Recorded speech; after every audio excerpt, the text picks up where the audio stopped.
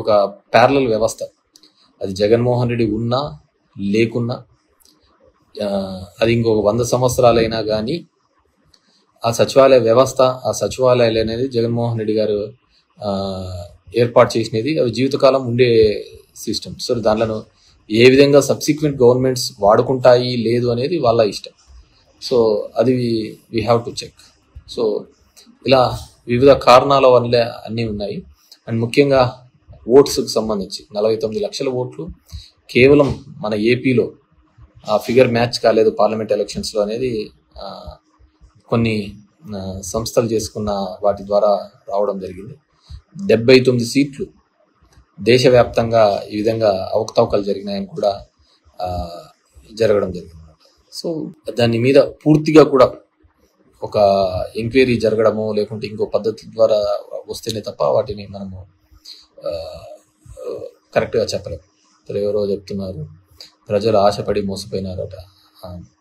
మనిషిని బతికిచ్చేదే ఆశ. సో ఆశ పడ్డంలో తప్పు లేదు.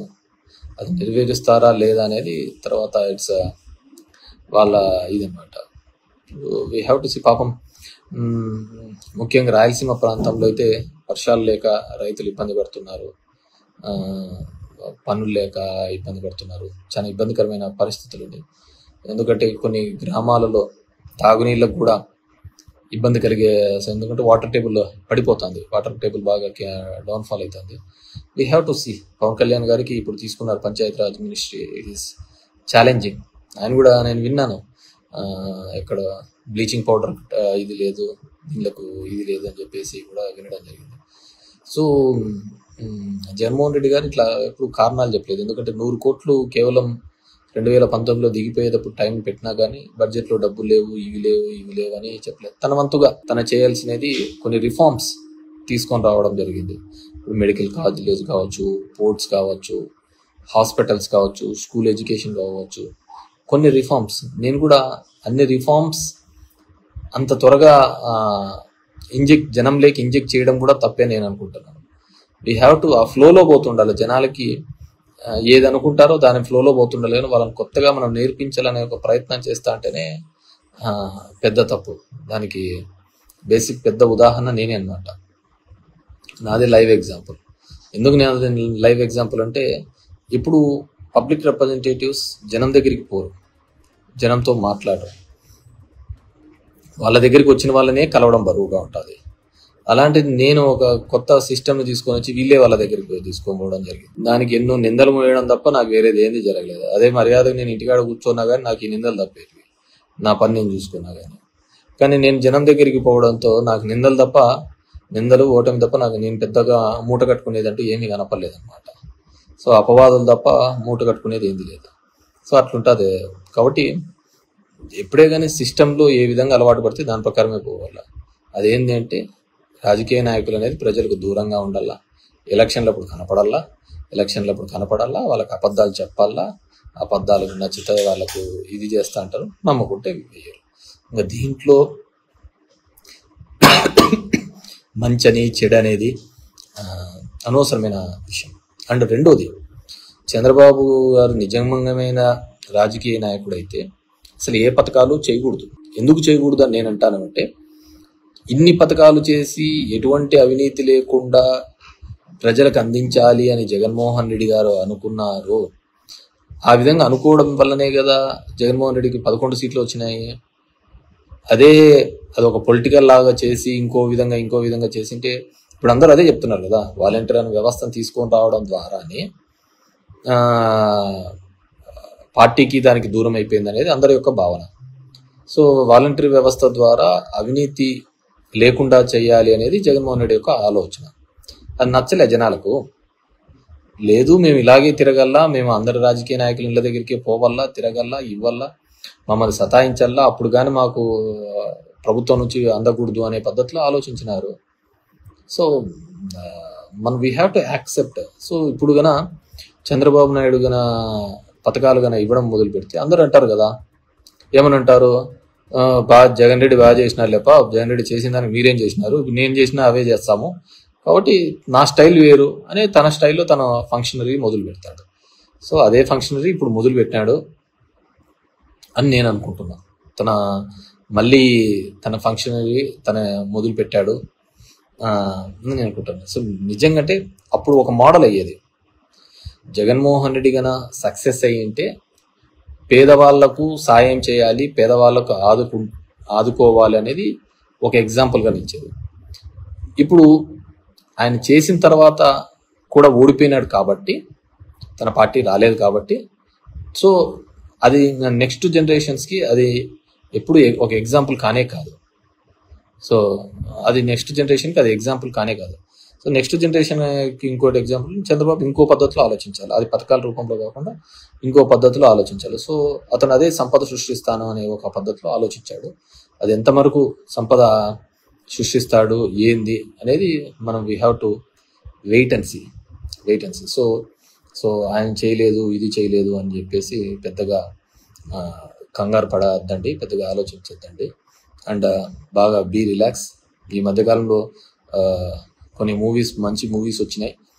కల్కిను, మహారాజా, ఇట్లా నాకు ఆ సినిమాలు కూడా గుర్తుకొస్తాయి. ఏమన్నా పన్నా జగన్మోహన్ రెడ్డికి చెప్పండి, టికెట్ రేట్లు తగ్గియాలా అని చెప్పేసి పడి ఆ సినిమా వాళ్ళతో అందరితో నిష్ఠూరాలు తప్ప వేరేది ఏమన్నా ఉందా?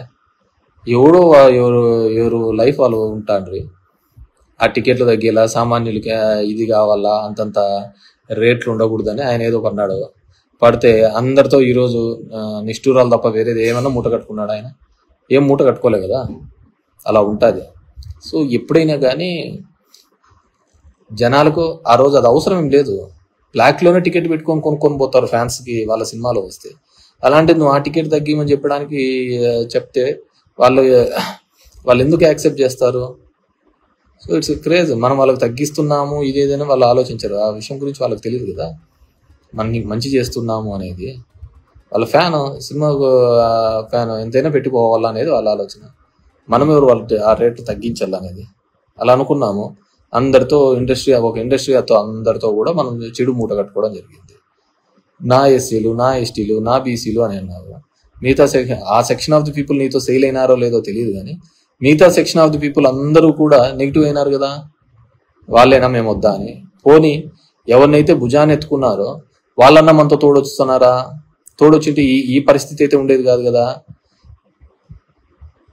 తోడొస్తే ఈ పరిస్థితి అయితే ఉండేది కాదు కదా.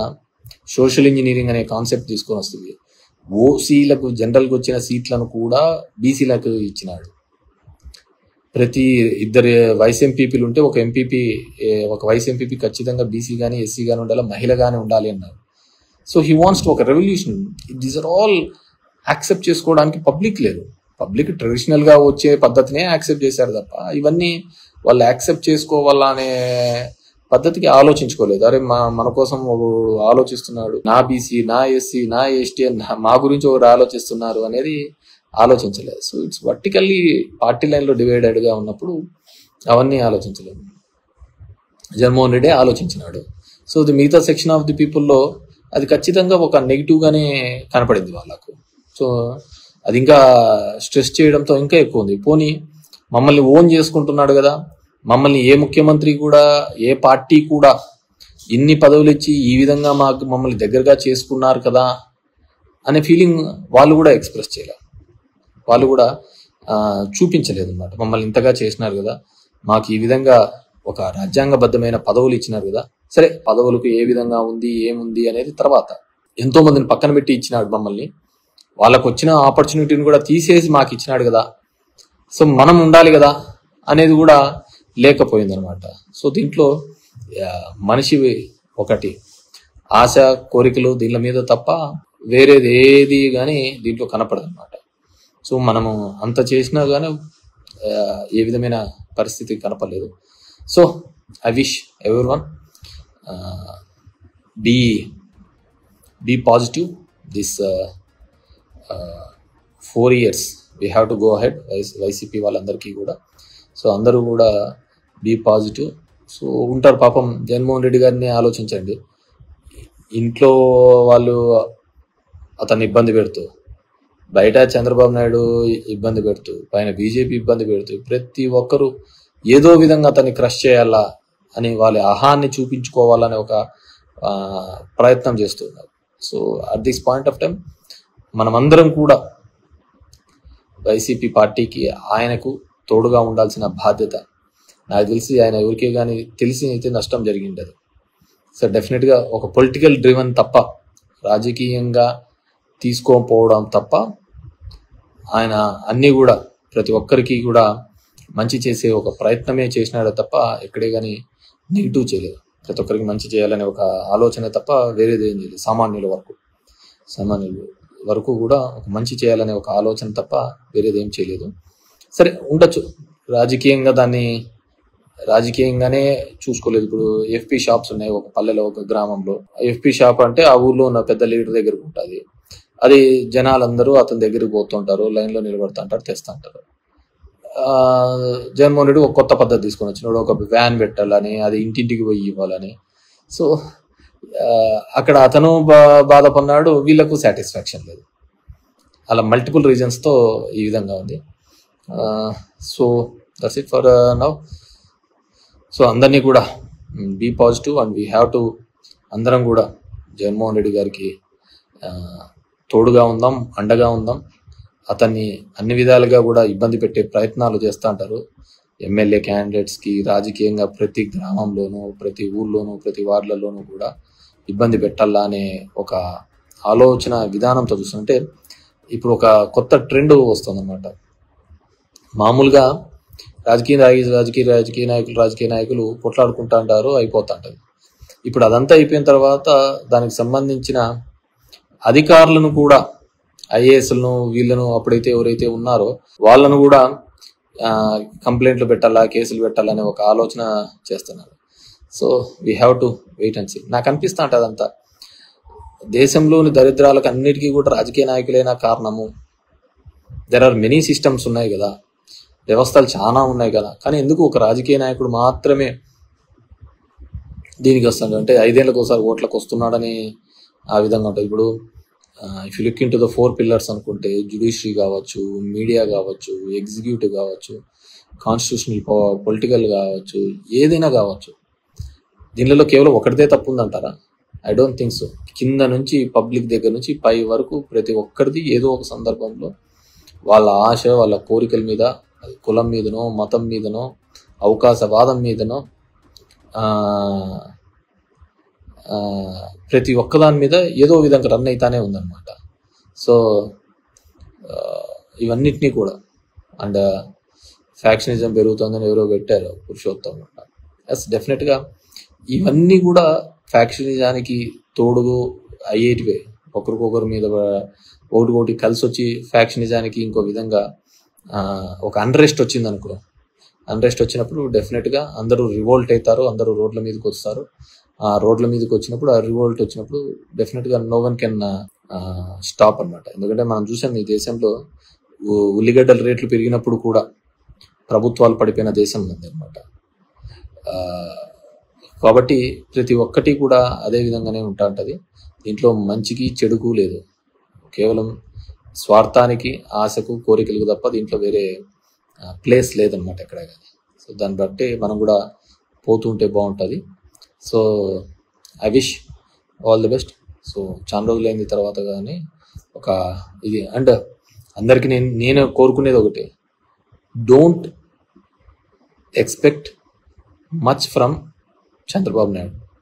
ఏదో ఆయన చెప్పిన పథకాలని రాత్రికి చేసేసి అద్భుతాలు చేస్తాడు అని చెప్పేసి మనంగా అనుకోవాల్సిన అవసరం లేదు. ఎందుకు చెప్తున్నానంటే డెఫినెట్గా గతంలో అతను ఎప్పుడు చేసిన దాఖలాలు లేవు. అండ్ జగన్మోహన్ రెడ్డికి జరిగిన తర్వాత 11 సీట్లు ఇచ్చిన తర్వాత, ఇన్ని పథకాలు, ఇంత మంచి అవినీతి లేకుండా జరిగిన తర్వాత 151 నుంచి 11 సీట్లు తీసుకొని వచ్చిన తర్వాత ఇంకే రాజకీయ నాయకుడికైనా సరే కొద్దిగా ఆలోచన ఉంటే అతను ఖచ్చితంగా ఇలాంటి పథకాలు ఏవే కానీ చెయ్యడు. ఎందుకంటే అన్ని చేసినా కానీ జగన్మోహన్ రెడ్డికి ఏం చేశారు అనే ఒకటే బిగ్ క్వశ్చన్ మార్క్. సో కాబట్టి ఎవరే కానీ నాకున్న అంచనా ప్రకారం అయితే ఎవరు చేయరు. ఏదో ఎలక్షన్లకు 2 నెలల ముందు వస్తూ ఉంటారు, నీకు ఏది ఇష్టమైతే అది వచ్చే, ధర్మవరానికి సముద్రం కావాలంటే తీసుకొని వస్తామంటారు, ఇంకోటి కావాలంటే తీసుకొని వస్తాం, అట్లేదో మాటలు చెప్తా అంటారు, పోతా అంటారు. సో దట్స్ పీపుల్స్ అన్నమాట. Thank you very much.